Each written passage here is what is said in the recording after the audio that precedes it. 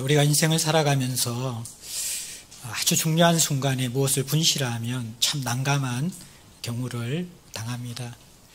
저도 가끔씩 굉장히 분주하고 약속 시간이 급해서 나가려고 하는데 다 준비됐는데 항상 있던 자동차 키가 보이지 않는 거예요. 그러면 이것저것 찾다 보면 시간이 늦어지고 또 중요한 약속을 놓치게 되는 그러한 일이 생기는데, 참 자동차 키 우리가 늘 그냥 습관처럼 가지고 다녀서 편하게 사용하지만 그게 어디에 두었는지 알지 못하게 될 때 정말 난감하게 되죠. 그것보다 더 심각한 상황들은 다 준비해서 정말 벼르고 벼러서 가족여행, 해외여행을 갔는데 그 중에 한 사람이 여권을 안 가지고 왔어요. 정말 난감한 상황이죠. 혼자 빼두고 갈 수도 없고 정말 난감한 상황이에요. 근데 이러한 상황들은 그 순간에는 인생에서는 굉장히 중요한 것 같지만 또 시간이 지나고 나면 별것 아닌 것처럼 잊혀지기 마련입니다. 근데 우리가 신앙생활에 이것과 비교할 수 없이 분실하면 안 되는 것, 놓치면 안 되는 것이 있습니다. 그것은 바로 예수께서 우리를 위하여 행하신 성삼위 하나님의 구원 사역이고, 그 가운데 핵심인 예수 그리스도께서 이 땅에 오시고 죽으시고 부활하신 역사적 사건입니다. 지난 시간에 기독교와 다른 종교의 차이점 여러 가지를 말씀드리면서 가장 중요한 것은 기독교는 우리에게 이래라 저래라는 윤리적 가르침, 우리의 부족함을 조금 더 채울 수 있는 그러한 행복의 도움들을 주는 종교가 아니라고 분명히 말씀드렸습니다. 우리는 이래라 저래라는, 또 이러면 더 행복할 수 있다라는 가르침으로 인생이 개선될 수 없는 사람들입니다. 죄와 허물로 죽어 있는 우리들에게 이러한 부분적인 도움이나 윤리적 가르침으로 삶의 근본이 해결될 수 없기 때문에 하나님께서 우리를 위해서 주신 것이 복음이라고 했죠. 대체에 불과한 것, 세상에 그 어떤 것으로 줄 수 없는 것, 그것이 복음인데, 그것은 하나님이 인간의 몸을 입고 이 땅에 오셨다라는 거예요. 왜 오셨는가? 어떻게 보면 하나님 편에서는 먼지 같고 티끌같이 가치 없는 우리의 죄를 위하여서 대신 죽으시기 위해서 오셨다라는 그 충격적인 내용이 복음입니다. 그리고 죄의 대가를 지불하셨을 뿐만 아니라 지속적으로 죄를 이기는 삶, 사는 것 같은 삶, 영생의 삶을 살 수 있도록 부활하신 것, 이것이 바로 주께서 우리에게 주신 복음이라는 것입니다. 그래서 이 복음은 대체에 불과한 것입니다. 그런데 대체에 불과한 복음의 핵심인 그리스도의 탄생과 죽으심과 부활이 없다면 신앙의 근본이 무너지는 것입니다. 많은 사람들이 신앙생활을 자기 편에서 해답을 찾으려고 합니다. 나의 믿음, 내 믿음이 더 견고해지고 뜨거워지면 신앙생활 잘할 수 있지 않을까? 나의 헌신, 지금보다 조금 더 하나님 앞에 내 인생을 드리고 헌신하면 신앙생활이 나아지지 않을까? 나의 열정, 미지근하고 차지도 덥지도 않는 그 신앙에서 벗어나서 더 뜨거운 열정을 부릴 듯 일으키면 하나님 기뻐하시는 신앙생활을 할 수 있지 않을까? 물론 중요한 것입니다. 우리가 우리 자신을 드리는 헌신과 열정, 믿음을 하나님 앞에 보이는 것 중요한 것입니다. 그런데 그것은 우선순위가 아닙니다. 우리의 헌신과 믿음과 열정의 기초가 되고 전제가 되는 것이 있는데, 그것은 바로 하나님이 우리를 위해서 하신 일, 그리고 하시고 계신 일, 앞으로 하실 일이라는 것입니다. 그 핵심이 예수 그리스도입니다. 그분의 죽으심과 부활입니다. 이 사실이 우리에게 분명히 다가오지 않을 때, 이 사실이 우리의 것이 되지 않을 때에 우리는 자동차 키를 잃어버린 것, 여건을 분실한 것과는 비교할 수 없는 현재와 영원으로 이어지는 근본적인 것을 놓친 어리석은 삶을 살게 된다는 것입니다. 오늘 우리는 이 부분을 다룰 것입니다. 15장 부활장을 다루면서 바울이 이 부활이 얼마나 복음의 중심이고 핵심이고 기쁜 소식인가를 전가한 다음에, 그런데 만일 부활이 없다면 어떤 일이 발생할 것인가? 이것은 과정입니다. 있을 수 없는 일입니다. 하지만 이 메시지를 고린도 교인들에게 전할 수밖에 없었던 이유는 고린도 교회 안에 이 부활을 제대로 믿지 않는 자들이 있었기 때문입니다. 부활을 믿지 않는 그들에게, 부활은 별것 아니라고 이야기하는 그들에게 부활이 없다면 그것이 우리의 삶과 신앙생활에 어떤 영향을 미칠 것인가를 바울이 이야기하면서 부활은 없어서는 안 된다라는 거예요. 아니, 부활은 반드시 실제한 것이다. 이 메시지를 고린도 교인들에게 전하고 오늘날 저와 여러분들에게 전하고 있는 것입니다. 오늘 본문은 크게 두 부분으로 구성되어져 있습니다. 12절 말씀은 고린도 교회 안에 어떤 자들이 부활이 없다라고 주장하는 내용이고 13절부터 19절까지는 너희들이 말한 것처럼 만일 부활이 없다 그러면 우리의 인생과 신앙생활이 어떻게 허물어질 것인가 그 부분을 이야기하면서 바울이 전하고자 하는 핵심은 부활은 있을 수밖에 없고 부활이 있기 때문에 복음의 열매와 결실들이 있다는 것을 확정하는 것입니다. 12절 말씀부터 먼저 봅시다. 12절 말씀에 보면 그리스도께서 죽은 자 가운데서 다시 살아나셨다 전파되었거늘 이것은 바울이 고린도 교회에서 증거한 복음의 핵심 메시지입니다. 여기 다시 살아났다라는 이 단어는요 완료형입니다. 완료형 동사는 과거에 일어났지만 현재까지도 지속적으로 영향을 미치고 있다는 것이죠. 예수께서 과거에 살아나셨을 뿐만 아니라 지금도 여전히 살아계시다. 그것이 바로 바울이 전한 반복적인 복음의 핵심 내용이라는 것입니다. 그럼에도 불구하고 12절 후반절에 보면 너희 중에 어떤 사람들은 어찌하여 죽은 자 가운데서 부활이 없다 하느냐. 부활의 메시지를 듣고 있음에도 불구하고 고린도 교회에 출석하는 성도들 가운데서 부활을 제대로 믿지 못하는 사람들이 생겨났습니다. 왜 이들은 부활의 복음을 그들의 것으로 받지 못했을 것일까요? 아마 복음의 메시지보다 그들을 더 사로잡고 있는 더 중요한 가치, 철학, 사상이 그들에게 스며들어 있었기 때문입니다. 두 가지인데 하나는 영지주의고 하나는 쾌락주의입니다. 다 헬라의 뿌리박은 굉장히 강력한 사상들입니다. 영지주의는 설교 시간에 몇 번 언급한 것처럼 플라톤의 이원론의 영향을 받아서 종교적으로 침투해 들어온 것입니다. 이원론은 존재하는 모든 것을 영적인 것과 육적인 것으로 나누어 버립니다. 그리고 영적인 것은 선한 것이고 육적인 것은 상대적으로 덜 선하고 심지어는 악한 것이라고 생각하는 것입니다.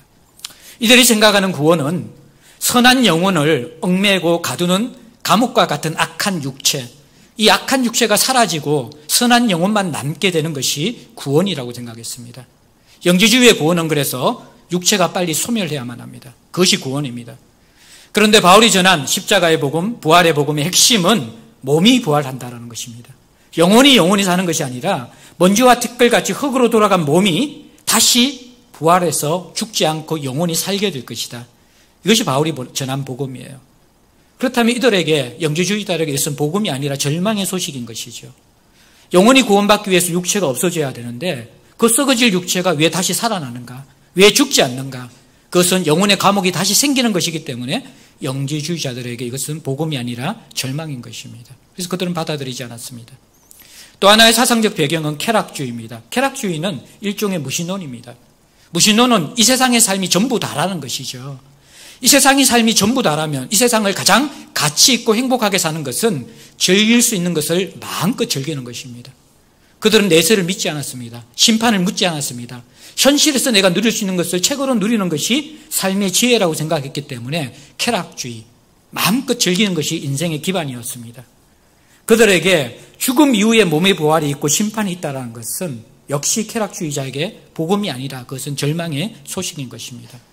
이러한 배경들로 인하여서 고린도 교회 안에 복음보다 세상의 가치, 세상의 사상이 더 스며들어서 그것을 삶의 건조로 삼고 있는 사람들에게는 부활의 복음이 믿겨지지 않았다라는 거예요. 오늘날에도 교회 안에 신앙생활을 하고 있고 예배를 드리지만 부활의 복음을 제대로 믿지 못하는 사람들이 있습니다.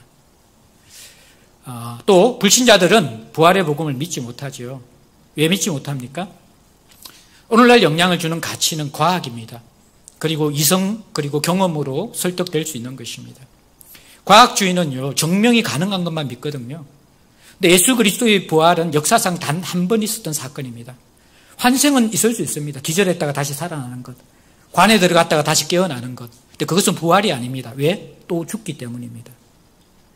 죽음을 극복하고 영원히 사는 부활의 영생은 예수 그리스도 단 한 분에게 일어난 역사적 사건이고, 그리고 이제 이 현실의 역사 속에서는 일어나지 않습니다. 마지막 예수께서 재림하실 때 우리 모두가 몸의 부활을 통하여서 다시 일어날 사건입니다. 과학은 지속 반복적인 실험을 통해서 검증 가능한 것만 믿는 것이 과학입니다. 부활은 이제는 더 이상 실험할 수도 없고 검증할 수도 없기 때문에 사람들은 부활을 믿지 않습니다. 이성과 경험의 부활은 납득되지 않습니다. 어떻게 죽어서 썩어져서 먼지와 티끌로 돌아간 땅의 흙으로 돌아간 인간의 육신이 다시 이전보다 더 깨끗하고 생명 있는 부활을 경험할 것인가? 몸의 부활을 경험할 것인가? 이것은 우리의 이성과 우리의 살아온 경험 속에서는 납득될 수 없는 것입니다. 그래서 오늘날 많은 사람들은 죽으면 끝이지 무슨 부활이 있는가? 몸의 부활을 믿지 않습니다.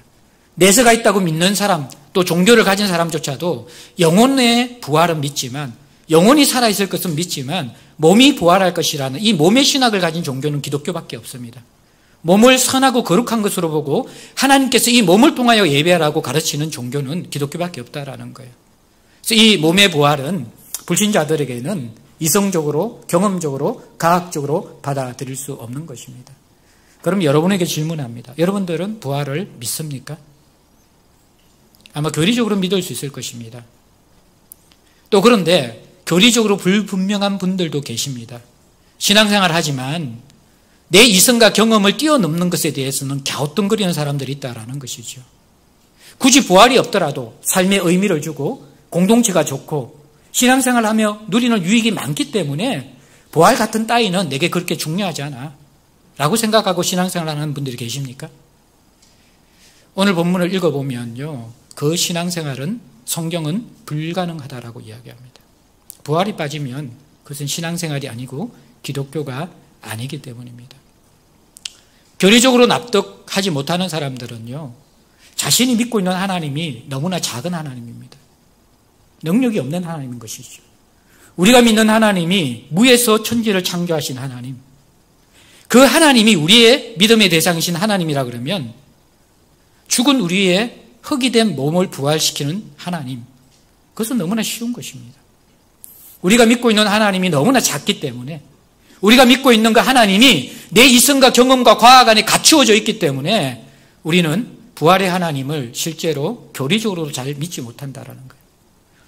또 교리적으로 그냥 납득하면서 부활의 하나님을 믿지만 실제 삶에서 부활의 신앙이 드러나지 않는 건 역시 불신자는 아니지만 불분명한 신앙이라는 거예요.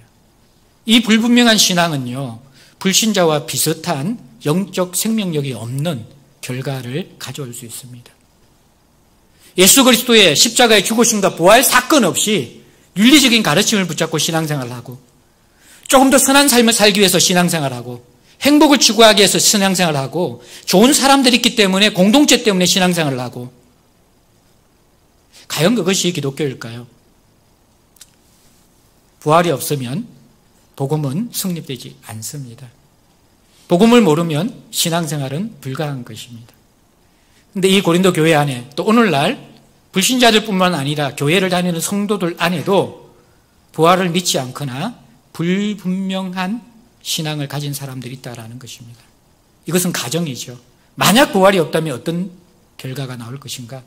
13절부터 19절까지 5가지를 거쳐서 우리에게 부활 신앙이 무너지며 일어나는 처참한 모습들을 선명하게 바울이 보여줍니다. 첫 번째는 무엇입니까? 13절 16절에 보는 것처럼 그리스도께서 부활이 없으면 그리스도는 죽은 채로 있지 다시 살아나지 못하신 것. 그것은 아주 논리적인 결과인 것이죠. 13절에 만일 죽은 자의 부활이 없으면 그리스도도 다시 살아나지 못하셨으리라. 예. 만일 죽은 자의 부활이 없으면 그리스도도 다시 살아나지 못했다. 그리스도가 다시 살아나지 못했다라는 것은 그리스도는 죽음을 극복하지 못한 한갓 인간에 불과하다는 것입니다. 예. 이것이 어떤 의미를 지는가요? 그리스도가 한갓 인간이라면요, 참 여러 가지 고민이 생깁니다. 우리는 우리의 믿음의 대상인 그리스도를 하나님의 아들로 믿고 있거든요. 죽음을 극복하고 부활하셨기 때문에 죄와 사망 근세를 이기게 하신 주님으로 믿고 있거든요. 근데 우리가 믿고 있는 예수 그리스도가 죽음에서 부활하신 분이 아니라 환생하신 분이나 기절했다가 잠시 깨어난 분이라면 굉장히 심각한 문제가 되는 것이죠. 부활이 거짓이라면 예수는 2가지 가능성을 가진 인물이 됩니다. 하나는 정신적인 심각한 문제가 있는 분이든지, 또 하나는 아주 고도의 종교 사기꾼일 가능성이 있다는 것입니다. 여러분들, 정신적으로 어려움이 있는 분들이 함께 치료를 받는 곳이 있잖아요. 그곳에서 자기 스스로를 신적 존재로 생각하는 분들이 계십니다. 그래서 이제 아주 이제 그 속에 있는 그런 조금 어떻게 보면 이게 우스운 유머와 같은 이야기가 전해져 내려오는데, 그곳에 이제 치료받는 한 분이 자기가 예수라고 생각하고 있는 거예요. 그러니까 눈만 뜨면 병실과 병동을 오가면서 사람들에게 막 흰 옷을 입고 외치는 거예요. 회개하라 독사의 자식들아. 그러면서 막 이렇게 복음을 전하는 거예요. 그런데 이 분이 전하는 복음을 듣고 그 속에 한 분이 되게 고통스러워하면서 괴로워하면서 고개를 숙이고 있는 거예요. 아, 드디어 내 메시지를 듣고 회개하는 사람이 생겼구나. 그래서 옆에 가가지고 이렇게 물었는데 왜 그렇게 힘들어하냐고, 회개하고 있냐 그러니까 그 사람이 고개를 들고 굉장히 힘들게 이렇게 이야기했습니다. 나는 너를 보낸 적이 없는데. 예, 이분은 집에 가서 나중에 웃는 분들 계실 텐데, 예, 나는 너를 보낸 적이 없는데. 예, 그렇죠. 예수께서 만약 죽으시고 부활하신 실제 경험이 없다 그러면요, 스스로가 착각에 빠진 사람이죠. 스스로가 착각에 빠진 사람.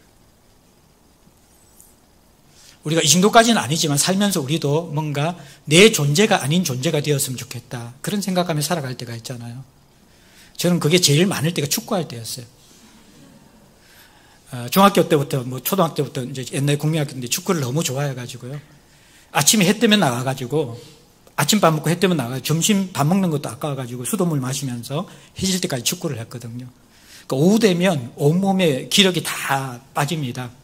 그때 이 마인드 컨트롤 내지는 저 스스로가 공 같은 힘이여 솟아라 그러면서 제가 아닌 다른 일단 아주 이렇게 슈퍼 능력자가 된 것처럼 생각해서 막 축구를 하는 거예요.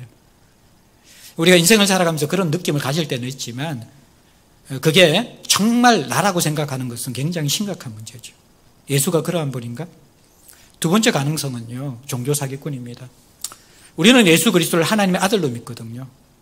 그리고 대부분 불신자들은 예수 그리스도를 세상의 4대 종교 성인 가운데 한 사람으로 믿습니다. 4대 성인은 석가모니, 마호멧, 공자, 그리고 또 예수 그리스도 정도 될 겁니다. 소크라테스를 치는 사람들도 있고.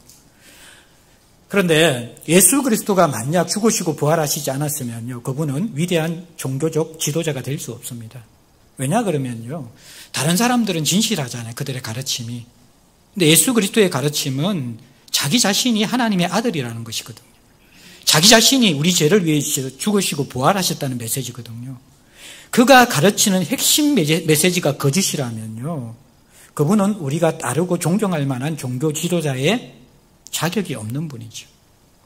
만약 그분이 정신병자가 아니고 온 정신으로 부활이 없는데도 자신의 부활을 증거하고 예언하고 가르쳤다 그러면요, 고도의 종교 사기꾼, 더 쉽게 이야기하면 이단 교주라는 거예요. 지금도 이단 교주 가운데 그런 사람 많습니다. 내가 부회사 성령이라고 이야기하고 내가 부활한 예수라고 이야기하고 백마 타고 다니는 그러한 사람들 있잖아요. 예수 그리스도는 종교적 스승이 될 수 없습니다. 가능성은 두 가지입니다. 정말 하나님의 아들이든지 부활이 사실이면, 부활이 거짓이면 정신적으로 문제가 있든지 종교 사기꾼이라는 거예요. 우리는 그런 분을 메시아로 믿고 믿음의 대상으로 삼을 수가 있습니까? 그리스도가 다시 살아나지 않으셨다면 한갓 인간에 불과합니다. 두 번째, 부활이 없다라면 어떤 문제가 생기는가? 14절 15절에 보면 그리스도가 만일 다시 살아나지 못하셨으면 우리가 전파하는 것도 것이요. 여기 우리는 사도들을 의미하는 것이죠. 사도들의 복음 전거는 예수 그리스도께서 죽으셨다가 다시 살아나셨다는 부활의 메시지입니다. 그들이 윤리적인 메시지, 사랑하라는 메시지, 거룩하라는 메시지, 그것이 복음의 핵심이 아니라는 거예요. 우리는 그것으로 살아갈 수 없는 자들입니다. 허물과 죄로 죽었기 때문에, 능력이 없기 때문에. 모든 종교들은 우리에게 가능성을 전제로 하면서 가르침을 줍니다. 그러나 복음은 우리 인간에 대한 가능성 자체를 배제시킵니다.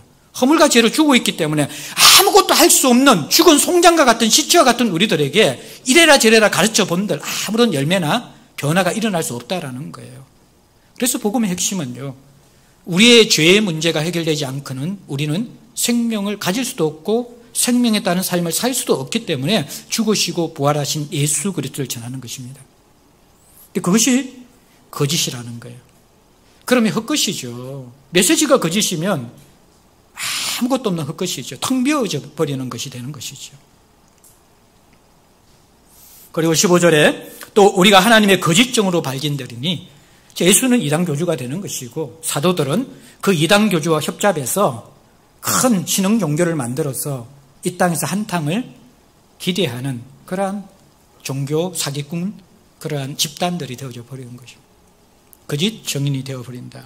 그렇게 이야기하는 거예요.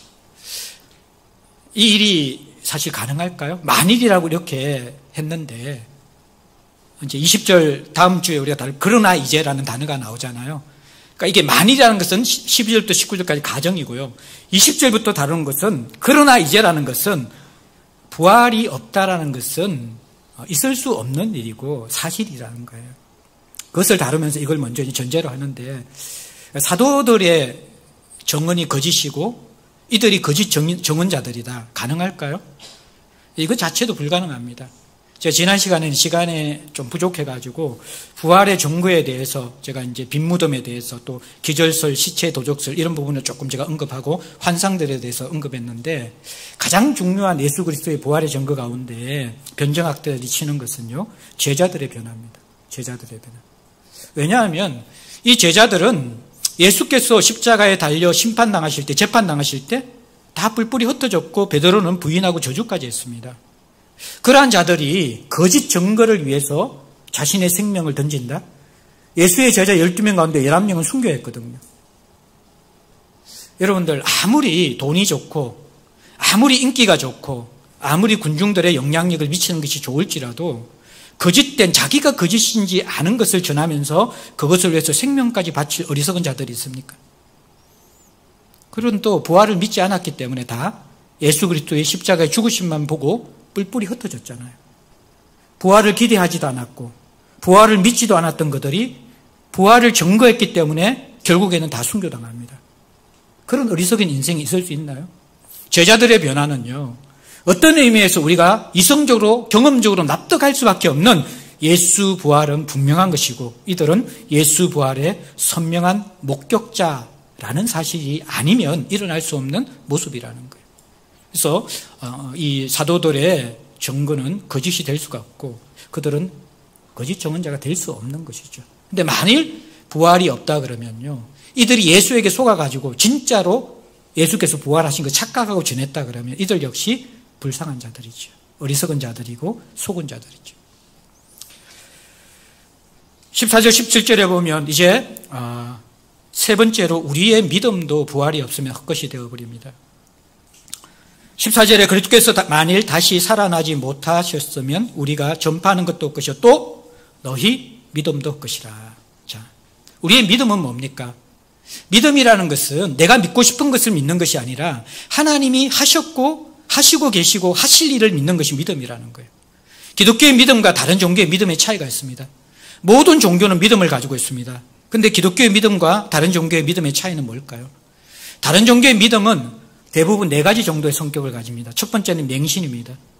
맹신은 지성이면 감천이다 식으로 내가 믿는 대상을 정확하게 모릅니다. 우리 할머님들 이렇게 보시면요. 손주들 태어나게 될 점지해달라고 결혼한 우리 손주들 뭐 또 아들 딸들 자식들 위해 가지고 또 액땜 위해서 저주가 임하지 않고 복을 타기 위해서 여러분들 이렇게 보름달 뜰 때 새벽에 일어나서 깨끗한 물 장독대에 올려다 놓고 빌잖아요. 비나이다 비나이다. 근데 그 비는 그 대상이 누굽니까? 몰라요 누군지. 삼신할미인지 뭔지 몰라요. 근데 그 믿음의 대상이 누구인지 분명히 모르고 비는 것을 맹신, 맹목적인 신앙이라고 그러는 거예요. 기독교는 맹신과 다르거든요. 기독교의 믿음은요, 믿음의 대상과 내용과 목적이 분명할 때만 믿음이 되어집니다. 맹신이 아니라는 거예요. 믿음의 대상은 성삼위 하나님입니다. 믿음의 내용은 성삼위 하나님이 하신 일인데 에베소서 1장에 보면 성부 하나님이 창세전에 우리의 구원 계획을 예정하셨고 택하셨고 성자 예수님이 그 구원 계획을 실행하기 위해서 이 땅에 오셔서 십자가에 죽으시고 부활하셨고 성령 하나님이 이 그리스도의 구원 사건을 믿는 자들에게 하나님의 아들 자녀가 되는 권세를 주셨고 또 그 믿음을 인쳐주시는 것, 보정해 주시는 것. 이 성삼위 하나님의 구원 사실, 이것을 믿게 되어질 때에 우리는 이 땅뿐만 아니라 영원으로 이루어지는 하나님 나라의 백성이 되어지고 하나님 나라의 상속자가 되어지는 것. 이 목적을 믿는 것, 대상과 내용과 목적을 믿는 것이 믿음입니다. 이것 없이 내가 믿고 싶은 것, 하나님이 하셨고 하시고 계시고 하실 일들, 이것 아니고 내가 믿고 싶은 것 믿는 것은 믿음이 아니고 맹신이라는 것입니다. 두 번째는 자기 세뇌입니다. 이단들이 사용하는 것이죠. 집단적인 겁니다. 군대에서 일어나잖아요. 군대에서 시립병들 딱 들어오면 군기잡을 때 하는 것이 세뇌시키는 겁니다. 딱 불러가지고 이게 내무반 형광등에서 야! 그럼 내무반 이 형광등 색깔 무슨 색깔이야? 흰색입니다! 그러면 막 때리는 거예요. 저게 흰색으로 보여? 내 눈엔 빨간색으로 보이는데? 야, 저 형광등 색깔 무슨 색깔이야? 빨간색입니다! 그럼 막 때리고 너 미쳤냐? 저게 흰색이지 어떻게 빨간색이냐? 이게 세뇌란 건 뭐냐 그러면요, 자신의 지성과 이성을 사용하지 못하도록 하고 지적 말살을 통하여서 주입시키는 것을 그대로 믿도록 하는 이단적인 그런 가르침입니다. 이게 여러분들 세뇌라는 거예요. 그렇죠? 있지 않는 사실을 믿기도 하는 거예요. 근데 기독교는 지적 자살을 감행하는 게 아닙니다. 선명한 그리스도의 성육신과 죽음과 부활에 대해서 적어도 믿을 만한 근거를 가지고 믿는 것입니다. 그러나 우리의 이성과 경험으로 다 이해할 수 없는 것입니다. 그게 기독교의 믿음입니다. 지적 자살을 하지 않아도 되지만 이성으로만 납득하는 것이 믿음이 아니라는 것이에요. 믿음은 그 두 가지를 포괄하는 것입니다. 지적 자살을 할 필요는 없지만 그러나 창조주이기 때문에 피조물 우리가 다 알 수 없다. 그러나 믿을 만큼 정도의 하나님이 합리적인 믿음의 이유를 주시는 것, 세뇌가 아니라는 것입니다. 세 번째, 여러분들, 우리가 다른 종교와 믿음과 다른 것은 희망적 동경입니다.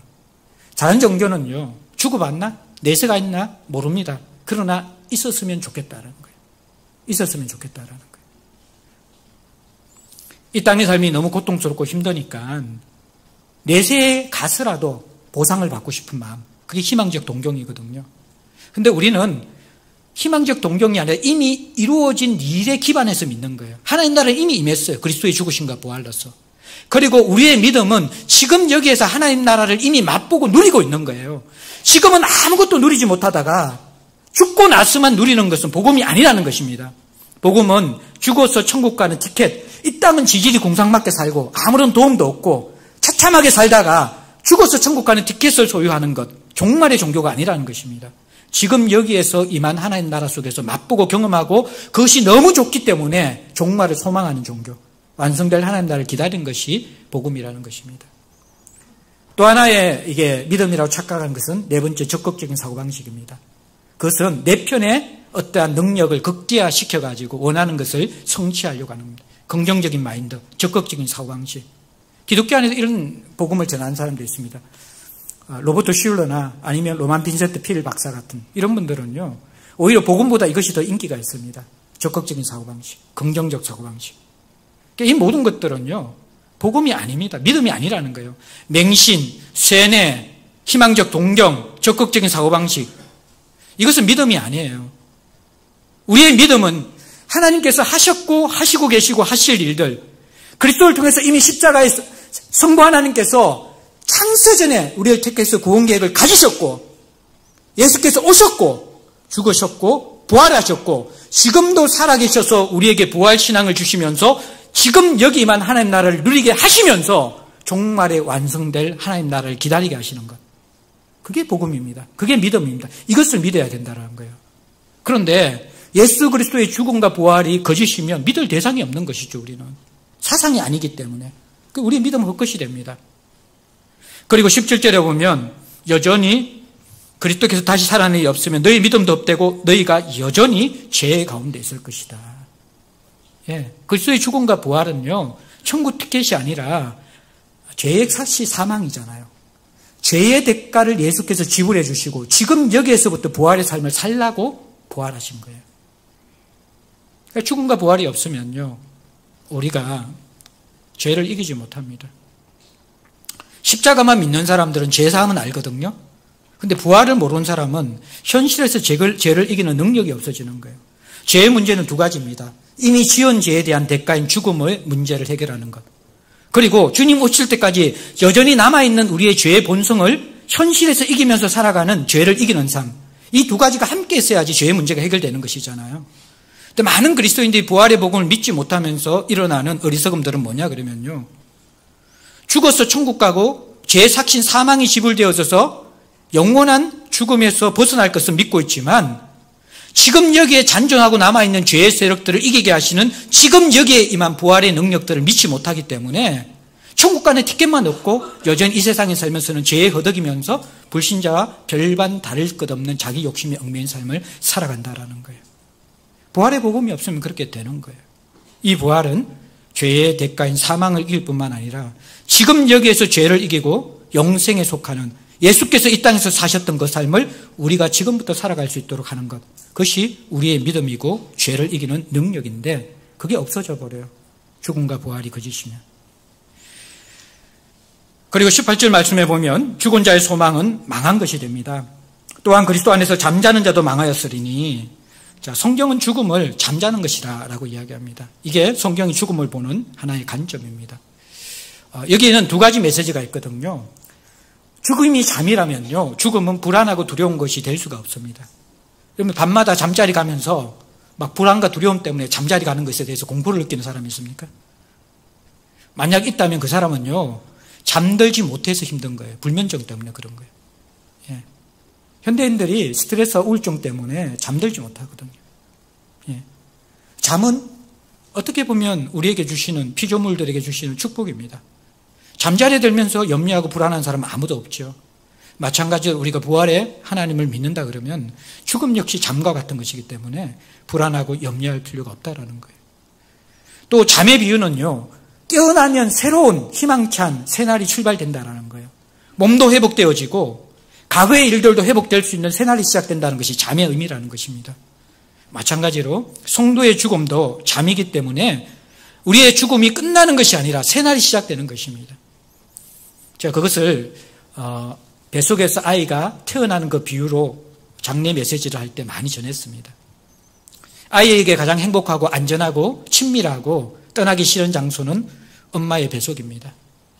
그만큼 평안하고 그만큼 엄마와 연결되어 있고 그만큼 자기 자신에게 행복과 안도감을 주는 자리가 없기 때문입니다. 근데 이 아이는 10개월이 지나면 결국 세상에 태어나야 합니다.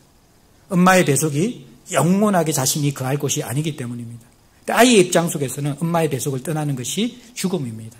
엄마와 이 생명의 탯줄이 끊어지잖아요. 아이에게는 죽음이에요. 그래서 막 손을 꼭 쥐고 막 태어나지 않으려고 앙거리면서 태어나는데 딱 태어났을 때 그 아이에게 죽음이 아니라 엄마의 뱃속과 비교할 수 없는 너무나 광활한 새로운 세상이 펼쳐지는 것이죠. 아이의 세상의 탄생은 어떻게 보면 조금 불행하죠.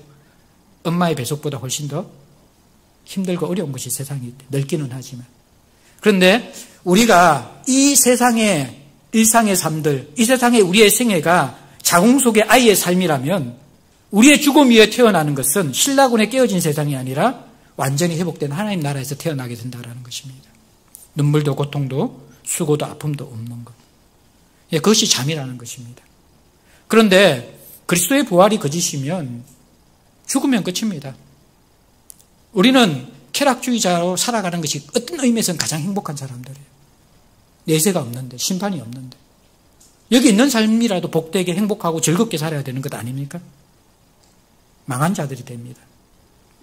그러면서 결론적으로 19절에 보시면, 만일 그리스도 안에서 우리가 바란 것이 다만 이 세상의 삶뿐이면 모든 사람 가운데 우리가 더욱 불쌍한 자라.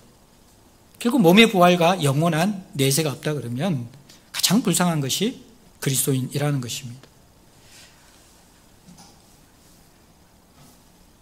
쉽게 이야기하면요, 여러분들이 되게 불쌍하게 보는 사람들이 이단에 빠진 사람들이잖아요. 이단에 빠지면 자기의 삶이 없어요. 그죠? 그리고 가족 관계가 다 깨어집니다. 혼란해져요. 이단의 문제가 뭡니까? 거짓된 메시지를 세뇌시키잖아요. 그리고 거기에 모든 것을 다 걸라고 이야기하잖아요. 그런데 그 이단의 메시지가 거짓이고 이단의 교주가 종교 사기꾼이면 이단에 빠진 사람만큼 불쌍한 사람이 있습니까?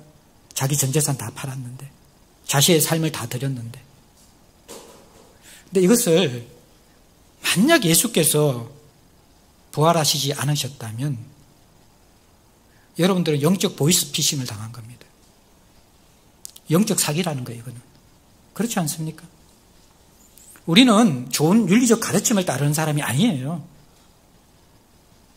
우리는 인생의 행복을 추구하기 위해서 조금 더 도움을 받기 위해서 복음에 기이한 자리 아니라는 거예요. 우리가 예수를 믿는 유일한 이유는 성경의 진단이 사실이기 때문입니다. 우리는 가망 없이 허물과 죄로 죽은 자들인 것을 인정하기 때문입니다. 유일한 대안은 우리에게 윤리나 다른 어떤 것이 아니라 나의 죄를 대신해서 죽으시고 부활하신 예수가 아니면 우리는 소망이 없다는 것을 믿었기 때문입니다. 세상은 이것을 믿지 않습니다. 세상은 우리의 가능성을 전제로 하면서 인생을 살아가고 종교를 가지고 삶의 해결책들을 가지고 있다는 거예요. 많은 사람들이 삶의 부족함을 대체물로 찾기 위해서 찾는 게 돈이지 않습니까? 돈만 있으면 사람들이 꾸질꾸질하지 않고, 돈만 있으면 인간도로 제대로 할 수 있고, 돈만 있으면 사람들에게 좋은 사람 될 수 있다. 근데 돈만 있어서 정말 좋은 사람 됩니까? 그게 삶의 고통의 문제 해결책입니까? 어떤 사람들은 지식의 문제다. 못 배워서 문제다. 사람들이 제대로 교육을 받고 지성인이 되어지면 짐승처럼 야만적인 삶을 살지 않을 것이다. 이 땅의 고통의 문제를 돈으로 해결하는 사람, 교육으로 해결하는 사람이 있습니다. 또 어떤 사람들은 분배의 문제로 해결합니다. 창조주께서 충분히 이 땅에 모든 사람이 나누어 살만한 모든 것들을 다 주셨다. 문제는 분배의 문제다. 한 사람이 독점해서 모든 것을 가지기 때문이다. 공평하게 나눠야 된다. 그게 사회주의와 공산주의입니다. 어떤 사람들은 삶의 문제를 과학주의로 해결하려고 합니다.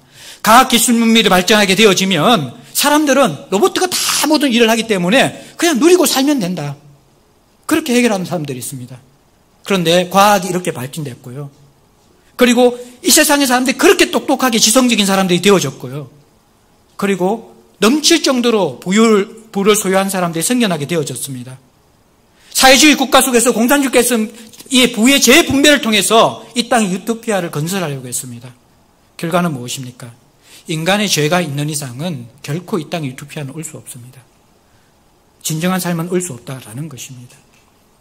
우리는 복음을 믿는 사람입니다. 예수 그리스도의 부활을 믿는 사람입니다. 이것 때문에 인생을 건 사람인데 만약 이것이 거짓이라면 우리 역시 이단에 사로잡힌 사람처럼 허무한 인생이 끝나게 된다는 거예요. 우리 모두가 영적 사기를 당한 것입니다. 영적 보이스피싱을 당한 것입니다. 그런데 말씀드린 것처럼 부활이 없다면 이라는 이 메시지는 만일이라는 가정입니다. 다음 시간에 우리는 그러나 이제를 살펴볼 것입니다. 부활은 없을 수 없다라는 것입니다. 부활이 없다면 우리는 가장 불쌍한 사람입니다. 부활이 없다면요, 공간팀은 굉장히 불쌍한 사람입니다. 왜 죽도록 그 고생을 하셨습니까? 예.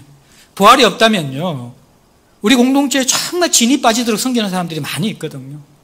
주차부들, 우리 애참부들, 우리 교사들은요, 여러분보다 더 일찍 9시 반에 와서 예배 드립니다. 또 자기 자녀가 아닌데도 불구하고 지금 열심히 섬기고 있어요. 예. 우리 찬양대, 예. 점심도 제대로 못 먹거든요. 불쌍한 사람들이죠. 왜 고생을 하는지 모르겠어요. 부활이 없으면. 우리 중직자들, 당회원들, 우리 교회는 열심히 해도 리더십에 있는 사람들은 격려와 칭찬보다는 늘 죄송함들과 더 잘하지 못한 거란 마음의 부담만 가지게 됩니다. 그렇지 않나요? 우리가 코로나 시간들과 이 공간 이전 과정 가운데 우리 교육자 몇몇 분들은 완전히 지금 번아웃 되어져 있습니다. 불쌍한 사람들이죠. 왜 우리가 이런 인생을 살아갑니까? 여러분들, 우리는 그렇게 이상적이고 그렇게 좋은 사람들이 아닙니다. 부활이 없다 그러면요, 이 삶을 살아갈 수 없습니다. 말씀을 마무리하면서 여러분들 핵심을 말씀드리겠습니다. 고린도전서 전체의 핵심은요, 1장부터 14장까지는 고린도 교회의 수많은 윤리적인 문제를 다룹니다. 분파 문제도 있었고, 성적인 문제도 있었고, 예배의 무질서의 문제도 있었고, 여러 문제가 있는데 그 모든 핵심적인 단 하나의 처방이 고린도전서 13장입니다. 무엇입니까? 사랑입니다. 어떤 사랑입니까? 세상에서 보이는 사랑이 아니라 십자가에서 보이신 예수 그리스도의 사랑입니다. 깨어진 세상을 치유할 수 있는 유일한 대안은 십자가의 사랑밖에 없다라는 거예요. 지식으로 안 돼요. 돈으로 안 돼요. 그 어떤 인간의 프로그램으로도 이 세상의 아픔과 상처들은 치료될 수 없다라는 거예요. 십자가 사랑 외에는 우리를 회복시킬 것이 없습니다. 또 하나의 핵심은 이 15장 부활장입니다. 문제는 우리에게 사랑할 능력이 없다라는 것입니다. 사랑하라고 알지만 우리가 어떻게 사랑합니까? 당장 옆에 있는 배우자도 미워 죽겠는데 바로 옆에 보이는 직장 동료 정말 없어졌으면 좋겠고 꼴불견이고 안 보았으면 속 시원하겠는데 그게 우리의 본성인데 노래 부르는 사랑은 좋지만 삶에서 행하는 사랑은 얼마나 고통스럽습니까? 그 사랑을 가능하게 하는 게 무엇입니까? 오늘 이 부활입니다. 왜 부활을 경험하지 못하는지 아십니까? 부활을 믿지 않거나요. 불분명한 부활 신앙을 가지고 있으면서 삶에 경험하지 못하기 때문입니다. 왜 부활을 경험하지 못하는가? 부활은 세트입니다. 부활만으로 오지 않습니다. 부활은 자기 부인과 죽음과 함께 부활이 옵니다. 그리스도의 죽음에 동참할 때 그리스도의 부활에 동참합니다. 그리스도의 죽음은 자기 부인입니다. 자기 부인의 결과가 아가페 사랑, 십자가 사랑입니다. 자기 부인이 되지 않는 사람들은 십자가 사랑, 아가페 사랑을 할 수 없다라는 거예요. 그러면 자기의 힘으로 쥐어짜면서 신앙생활하면서 수고하고 결국 남는 것은 상처와 무력함밖에 없게 된 거예요. 그게 신앙생활의 전부라는 거예요. 부활이 없으면 그렇게 된다라는 거예요. 이 15장의 부활장은요, 결국 교리적인 중심에 있지만 이 땅에서의 아가페 사랑을 살아갈 수 있도록 하는 유일한 하나님의 동력이라는 것입니다. 이것을 경험하지 않고 신앙생활을 할 때 우리는 무너지게 될 것입니다. 세상은 더 합리적이 될 것입니다. 세상은 더 계산적이 될 것입니다. 세상은 더 개인주의 신앙으로 탈바꿈해 나갈 것입니다. 그런데 하나님 나라에는 더 큰 헌신이 필요하고 더 집요한 하나님 나라를 추구하는 열정이 필요합니다. 영적인 승리를 위해서는 이 강력한 말세의 세상의 유혹과 쾌락과 핍박과 공격들에 의해서 이길 수 있는 영성이 필요합니다. 그 영성의 핵심은 우리의 열심이 아니라 십자가 안에서의 자기 부인으로 시작되어지는 부활의 신앙과의 연합이라는 것입니다. 이것이 없이는 개인이 세상을 이기지 못합니다. 개인이 세상을 이기지 못하는 신앙이 뭉쳐진 교회는 서로를 인간적인 방법으로 일하는 수준에서 머물러 있게 될 것입니다. 물론 이 땅에서 우리가 온전한 부활 신앙을 가지고 늘 승리할 수는 없습니다. 그러나 적어도 우리가 놓치지 않아야 될 것이 있다면, 자동차 키보다도 여건보다도 더 중요한 신앙의 본질이 있다면 그것은 예수께서 우리를 위하여 하신 일입니다. 그것을 붙잡을 때만이, 그 실체가 성령 안에서 우리의 것이 될 때만이 우리는 죄와 사망의 권세를 이기고 여기에 임한 하나님 나라가 나의 것으로 체험될 것입니다. 그러한 성도와 교회만이 세상을 살리는 하나님의 부르심을 감당하게 될 것입니다. 오늘 주신 말씀을 가지고 함께 기도하고 주님 앞에 머무는 시간을 가지겠습니다. 조곤조곤 기도하셔도 좋고요. 또 들은 말씀을 가지고 정리하셔도 좋고 하나님 앞에 한 2, 3분 정도 머무는 시간을 가지도록 하겠습니다.